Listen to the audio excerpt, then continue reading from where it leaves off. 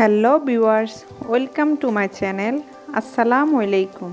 কেমন আছেন আপনারা সবাই? আমরা তো আপনাদের দোয়ায় এবং আল্লাহর অশেষ রহমতে অনেক ভালো আছি। আজকে আপনাদের মাঝে নিয়ে আসলাম বাচ্চাদের জন্য নিউটেলা বা নসেলা রেসিপি। আমার রেসিপিটি শুরু করার আগে আবারও বলছি, যারা এখনও আমার চ্যানেলটি সাবস্ক্রাইব করেননি প্লিজ আমার চ্যানেলটি সাবস্ক্রাইব করুন আর পাশে থাকা ছোট্ট নোটিফিকেশনের বেল আইকনটি ক্লিক করুন আমার চ্যানেলের নতুন নতুন ভিডিওর আপডেট পেতে। আর যারা আমার চ্যানেলটি সাবস্ক্রাইব করে আমার পাশে থেকেছেন তাদেরকে আমার পক্ষ থেকে অনেক অনেক ধন্যবাদ।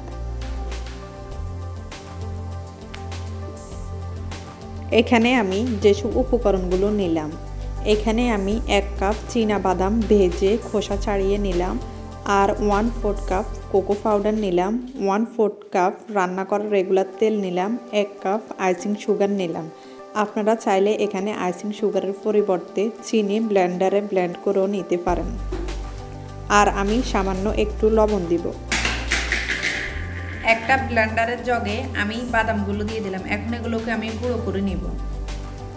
বাদামগুলো গুঁড়ো হয়ে গেছে, এখন এখানে আমি আইসিং সুগারগুলো দিয়ে দিব, দিয়ে আবারও ব্লেন্ড করে নিব।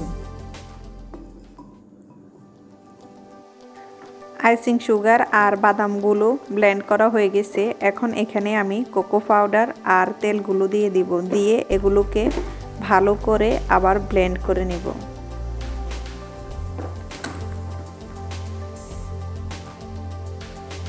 আমি নিউটেলাগুলো আরও 4-5 মিনিট ব্লেন্ড করে নামিয়ে ফেলব।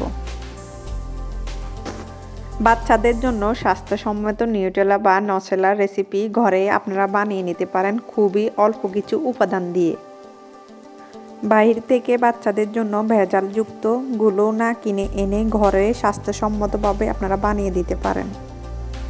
আপনারা যদি আমাদের চ্যানেলে আরও নিত্য নতুন রেসিপি দেখতে চান তাহলে প্লিজ আমাদের চ্যানেলটির সাথে থাকবেন। আমাদের চ্যানেলটিকে লাইক, কমেন্ট, শেয়ার এবং সাবস্ক্রাইব করতে ভুলবেন না। আল্লাহ হাফেজ, ভালো থাকবেন।